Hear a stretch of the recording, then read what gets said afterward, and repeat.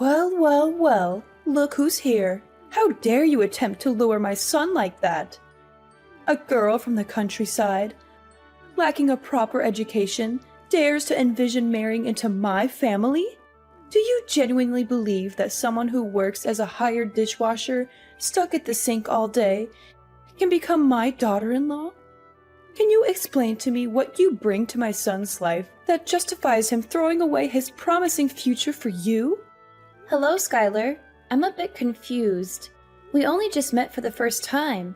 Why do you hold such animosity towards me? Besides, I only came to greet you as Kai's girlfriend and never mentioned anything about marriage. Also, it's true that I work as a dishwasher. But is that something to be ashamed of? I earn my own money, enough to sustain myself. There's no need to belittle and insult me like this, is there? Oh, you still have the audacity to be here and preach about life? How dare you be so disrespectful to me? Who granted you permission to address me like that? Refer to me as Miss Johnson and show me the respect I deserve. What an uneducated girl you are. Are you actually proud of your menial job? How much do you earn in a month? Is it sufficient to indulge my son in the lavish lifestyle he deserves? Or is it the other way around? Are you still asking my son for money to cater to your own needs? Of course. Looking at the outfit you're wearing today, it must have drained a considerable amount of my son's bank account, right? Let me tell you, my son might be blinded by your facade and fail to see your scheme to exploit him for his wealth. But I'm different. You won't deceive me so easily. I apologize, Miss Johnson. I must have misunderstood when we first met. You did indicate that it was fine to call you Skylar. However, there appears to be a miscommunication. Since the time I've known Kai, never once have I asked him for gifts or money. And this dress I'm wearing, it's a birthday gift from him. You're such a naive girl. I only said that you could call me Skylar because I believed you hailed from a well-off family, or at least held a respectable job. Discovering that your parents are simply farmers doesn't change my opinion of you as a mere working-class individual. Oh, I see. You're a dreamy country girl, aspiring to find a handsome and charming guy in the city, right? You plan to gradually take over my son's possessions, the entire house, and eventually bring your parents here while kicking me to the curb, don't you? I figured it out now. And that dress you're donning is the proof, isn't it? I'm having trouble grasping your point. Why would I resort to such deceitful tactics? While it's true that my family isn't swimming in wealth, my parents always emphasize kindness and decency. Moreover, the idea of relocating to this bustling city has never crossed my parents' minds. So your concerns and somewhat delusional assumptions are unfounded. In reciprocation for the dress Kai gave me, I used half of my monthly wages to purchase him a fine watch. A fine watch, you say? Do you think I'm a fool? I'm certain it's just a discarded timepiece you stumbled upon and got fixed for a few bucks. Or maybe you even pilfered it from customers at your restaurant. I know money-driven girls like you would surely opt for the cheapest options. You claim I'm concocting scenarios and weaving tales. Who do you think you're fooling? I discerned your conniving plan when I heard the story of how you first met my son. How on earth could such a coincidence exist? What are you even talking about? I never buy low-quality items for Kai, and I certainly don't steal from anyone. And as for that incident when Kai was attacked and robbed in the alley, it was genuinely coincidental that I was there. Is that so? Then tell me the whole story. Because Kai only mentioned that you were the one who rescued him from the robbery. At first, I felt gratitude. But as I've come to know you better, I can't shake the feeling that this might have been some sort of setup. You see, part of my job as a dishwasher includes taking out the trash at the end of the day. On that day, while doing my usual routine, I overheard cries for help and sounds of a struggle coming from the end of the alley. Despite being scared, I felt that not intervening could lead to someone's death. So, I played a recording of police sirens and carried my pepper spray with me. Thankfully, the robbers were frightened off by the sounds and ran away. Then I called an ambulance for the man. He was still conscious when he got into the ambulance and explained that he was working away from home, and he didn't want to worry his mom, so he requested my assistance in getting to the hospital. Kai truly is a dutiful son. But why didn't you leave once you took him to the hospital? Why did you stay around, so Kai could see you? Kai had lost consciousness due to the injuries, including a blow to his head that caused bleeding. The hospital was short on blood, and since I have type O blood, I chose to donate to help Kai. Plus, he needed someone familiar during a minor surgery, so I had to claim to be his girlfriend. Considering he had no one else by his side, I couldn't simply abandon him. Thus I stayed and cared for him for several days. Ah, now I see it all. It's all part of your scheme, isn't it? There were no real robbers. They were your accomplices. You targeted my son, knowing he was about to be promoted to company director. Hearing that Kai frequently visits your restaurant and interacts with clients there, you realized he earned a substantial amount of money, making him a prime target. So, you orchestrated a plan. You hired thugs to stage an attack, posing as robbers, and you were lurking nearby. Then swooped in, pretending to rescue Kai. You used his hospital stay to manipulate him, pretending to be caring and sweet, and eventually made him fall in love with you, didn't you? I'm utterly baffled by your accusations. I can't even fathom what you're talking about. Crafty as a fox, aren't you? If I hadn't seen through your deceitful plan today, what else might have you done to ensnare my son? Were you planning to trap him, get him drunk, manipulate him into impregnating you so you could force me into adopting a grandchild? Let me be clear, you better stay away from my son. I won't allow you to set foot in this house again. Miss Johnson, I've tried to be patient and respectful, considering your role as my boyfriend's mother and your status as an adult. However, there comes a point where I can't tolerate baseless accusations and disrespect any longer. I never intended to get close to Kai with any ulterior motives. Everything I've done for him was out of simple kindness, something anyone would do in the same situation. I've never probed into Kai's work or financial situation because I love him for who he is, not his possessions. I implore you to stop belittling and demeaning me. You're not my parents, and you have no right to lecture me like this. You're such a wicked girl. How dare you raise your voice and insult me like this? Weren't you taught even the most basic manners by your parents? I can't believe my son is so blindly in love with you, refusing to end this relationship no matter how much I advise him. So, I suppose I'll have to pay a visit to your parents and ensure they properly re-educate their daughter. You really shouldn't speak so ill of my parents, especially when you're acting just as uncultured. If you want Kai and me to end things, have that conversation with your son. Don't bother me any longer. While I do love Kai deeply, enduring this baseless slander isn't worth it. I'd rather forsake love than endure this unjust insult. Ah, now I see. How foolish of me. How could I expect someone as money-driven as you to relinquish your dreams of wealth? Well then, let's try a different approach. Let's both take a step back. I'll give you a sum of $20,000, and in return, you'll break up with my son and go find another affluent man to latch onto. Think about it. The current situation is tense for both of us, right? My son will be irritated and resentful that I'm thwarting his so-called true love, while you won't manage to secure any of this family's assets because I'll make sure they're kept out of reach, via salaries and property ownership papers. So, why don't we strike a deal and find the best path forward? Isn't $20,000 a generous offer?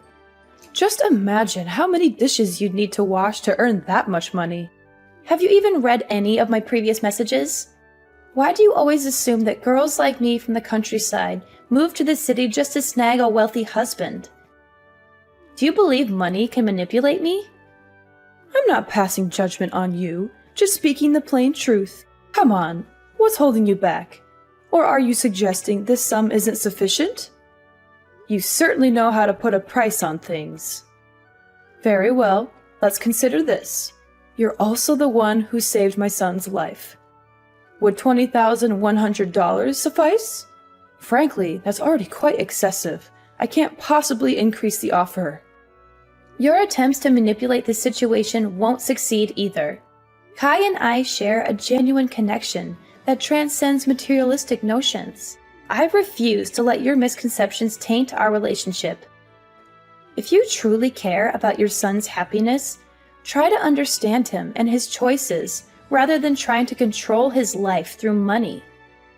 Oh, spare me the self-righteousness. It's clear you're more interested in my son's wealth than you'd like to admit.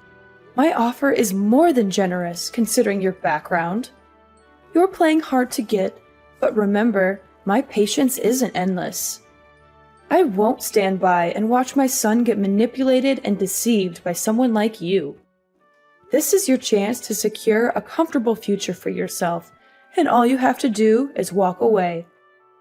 If you're feeling shy about it, consider it a gesture of appreciation for the time you spent looking after Kai.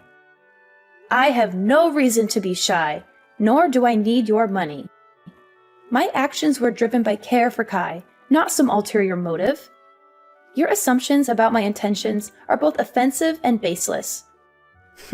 Oh, come on now. No need to put up a front. If you're too proud to accept it as payment, think of it as a token of gratitude for taking care of my son during his time of need. If you insist on this, fine. I'll accept your thanks and consider it a sign of your acknowledgement for what I did for Kai. Haha, that's a great choice. I hope we'll never meet each other again. Edna, oh my dear girl, why haven't you visited me all week? You have no idea how much I've been looking forward to seeing you again. Miss Johnson, why are you suddenly getting in touch? Didn't you make it clear the last time that you wanted me to stay away and not contact you? This change in attitude is surprising. Oh, come on. Why the formalities, Miss Johnson? Aren't we much closer than that? Call me Skylar. No, wait. Even better. Call me your mother-in-law, my lovely daughter-in-law. Over the past week, I've been reflecting a lot on how I misjudged you. I've heard stories about your kindness from Kai, and he's quite upset with me for the way I treated you. After much consideration, I realized that you're the daughter-in-law I've always wanted. Miss Johnson, are you being sincere? I'm finding it a bit hard to believe all of this so suddenly. Edna, Skylar, please. If you keep up with the formalities, I might just get mad at you. All right, Skylar. But what's the reason behind contacting me today? Well, I heard Kai mention that you're still renting a place, right? The thought worries me. Coming home late from work and being alone, isn't that risky? There are potential dangers, and you never know who might be lurking around. Or, have you considered moving in with us? I mean, I do have a spare bedroom. If you come here, I can take care of you, cook for you, and Kai can help with transportation to work. It's true that living alone can be a bit unnerving sometimes, but on the flip side, I feel a sense of independence. Moving into your house might not be the best move, especially since we're still relatively new to each other. And didn't you previously worry about me trying to take advantage of your family's wealth? Why the sudden change?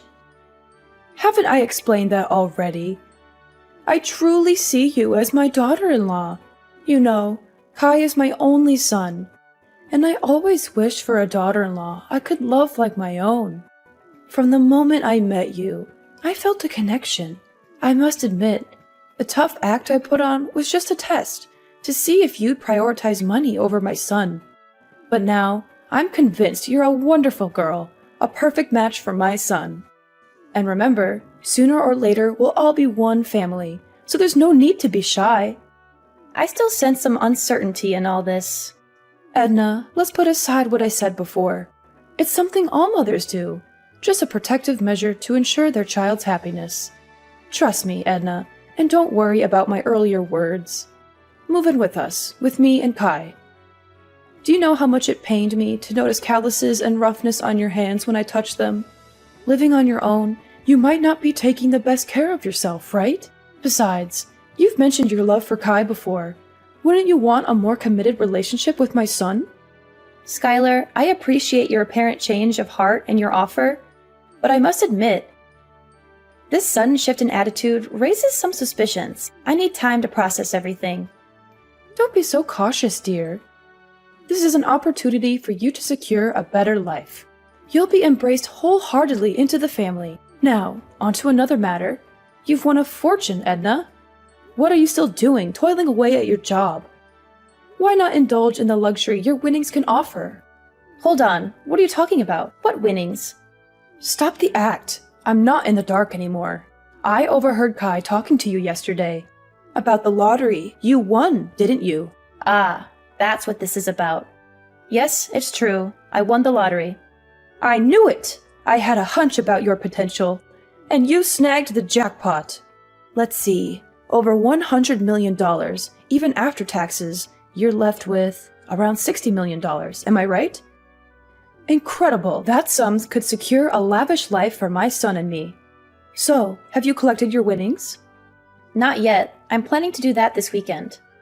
I thought I'd use part of it to treat Kai to a special meal. A special meal with hundreds of millions? You're more frugal than I thought. So what's the plan for the rest? Self-indulgence? Or will you consider getting something for me, your prospective mother-in-law? I hadn't quite considered that angle. In that case, yes. I can allocate half of the winnings to you, as a gesture of appreciation for acknowledging my relationship with Kai. Half, huh? That's fascinating. Half of $60 million, around $30 million? Astonishing! What am I going to do with all that wealth?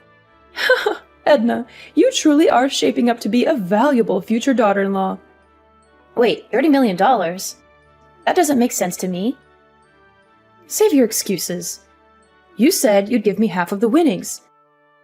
And half is $30 million. But let's not get sidetracked. Why aren't you claiming your prize immediately?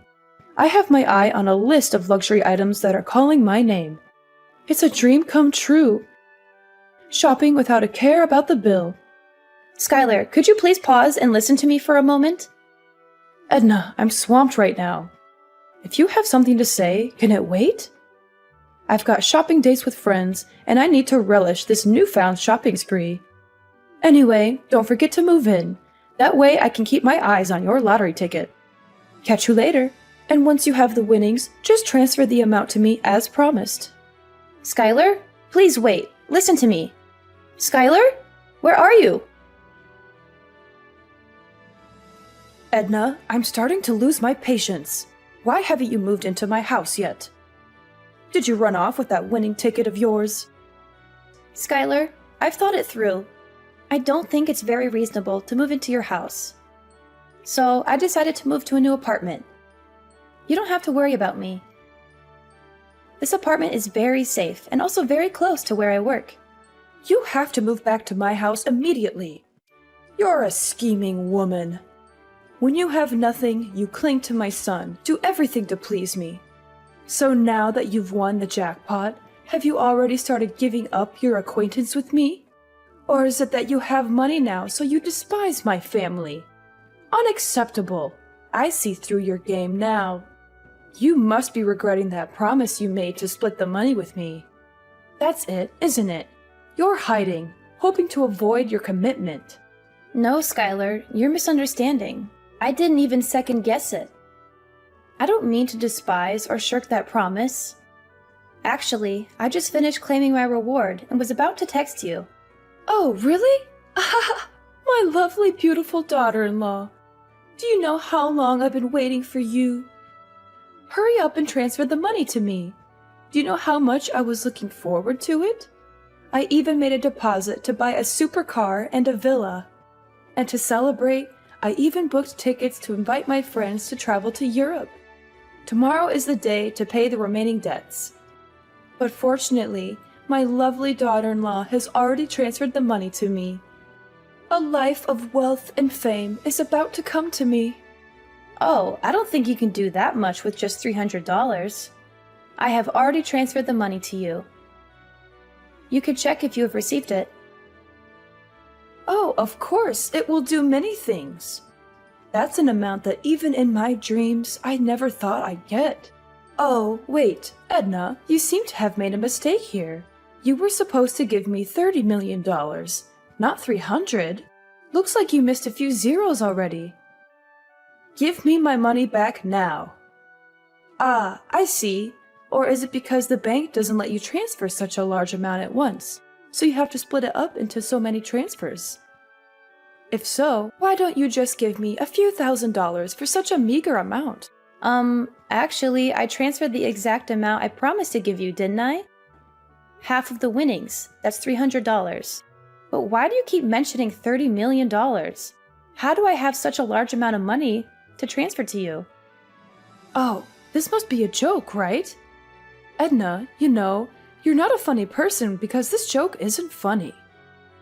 If you're smart, then give me the money I deserve before I get mad and get all the money back. You were supposed to give me $30 million, not $300. I'm not getting it, Skylar. Who told you I won the jackpot? Skylar, I never claimed to have won the jackpot. Yes, I won the lottery, but it was a consolation prize, not millions. And after deducting the taxes and other fees, I only got $600. Are you serious? You've got to be kidding me. Edna, you won the jackpot, a fortune worth millions of dollars, and you're telling me you only received $600? Oh, I understand. You want to monopolize that money alone. So you lied about getting that little amount, right? You really are a spoiled girl. How dare you lie to an adult like that?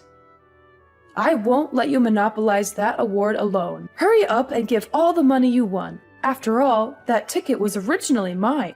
I'm sure you used the money I gave you to get away from my son to buy a lottery ticket. At first, I felt sorry for you because you were so poor, so I lovingly gave you half of the reward. But now I realize you are the one who took that money and ran away alone.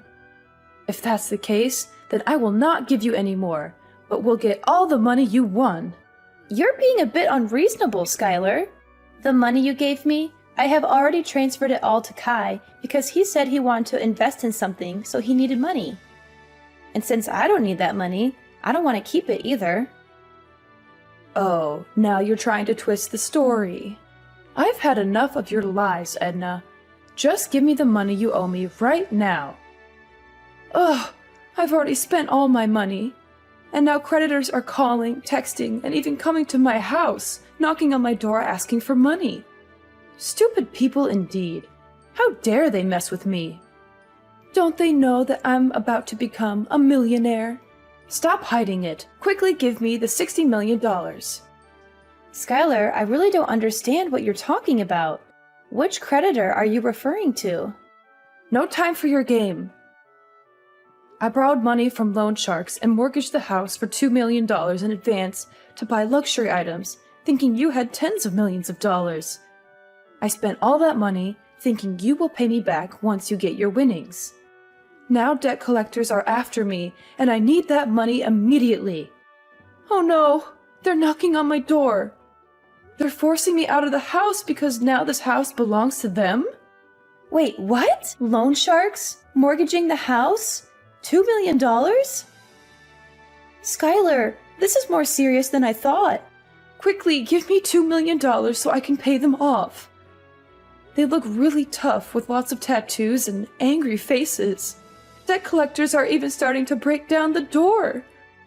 Oh no, this is completely your fault. You must be responsible for paying off all this debt for me. Skylar, I never knew anything about this. I thought we were discussing splitting the winnings, not these debts. I never said I'd give you a few $1,000,000 or anything like that. I never said I won the jackpot, did I? And I certainly didn't ask you to spend money on frivolous things. It's all because of your own illusions. So this is completely your fault, not mine. You should be responsible for your own thoughtless actions.